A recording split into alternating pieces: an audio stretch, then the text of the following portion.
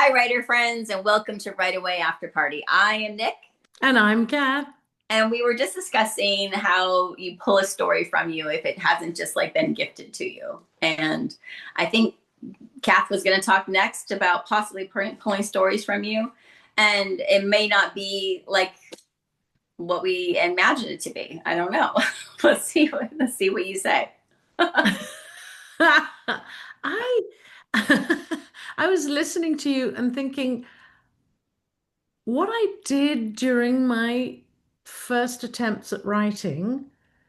And funnily enough, I was just thinking about this last night.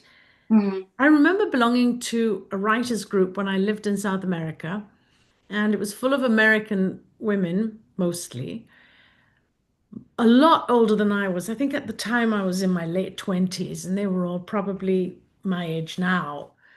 And they had so much to say, and they had such interesting, intriguing lives because most of them were uh, women who'd lived abroad in different capacities as wives of um, ambassadors or general managers of different international companies and banks and things like that. And then there was me, who was just the mother of two small kids, and I had nothing really exciting.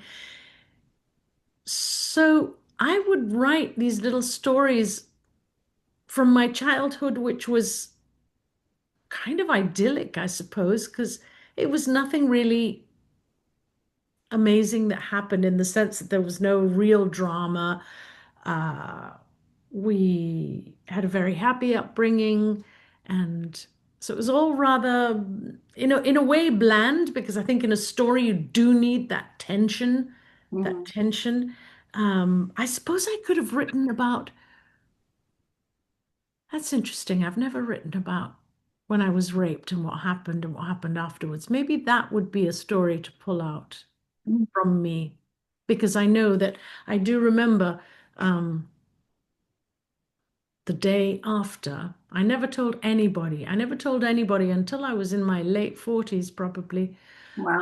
But I remember the day after going down to the beach with my dog and making the most solemn promise to myself. Didn't involve any cutting or blood but I just sat there watching the sea and saying, I will never be myself again. I'm going to turn from myself and stop being that. I was happy-go-lucky and just fun-loving, well-behaved, electric little child. And then I turned into this sullen, moody, angry, anything you can do, I can do better. So don't challenge me kind of person. Mm. Hmm. Well, your power had been taken away. Weren't going to let that happen again. So, Yeah, I suppose so. And then I just didn't really care about anything. I didn't care about school. I didn't care about, what other people thought. I didn't care about this. I didn't care about that. And just yeah. gave up, basically. Hmm. Well, So, and there's a lot of similarity in that to what I went through as a child then, because and even though that didn't particularly happen to me, I think the violence of it, just I think anything violent against you makes you turn into something that's not you. yeah, I suppose you either give up and just become like an implosion of a person or you blow up. Hmm. Oh, that was interesting. Yeah. I didn't mean to say those things, but I just did. Yeah, you're right. Because, yeah, interesting. Well, I mean that I know personally like I would like to get back into writing or finishing our memoir, and maybe that's where you'll pull the story from. Maybe you'll pull the story there. I know that in our memoir we definitely pull story, like we're definitely like pulling stories from there.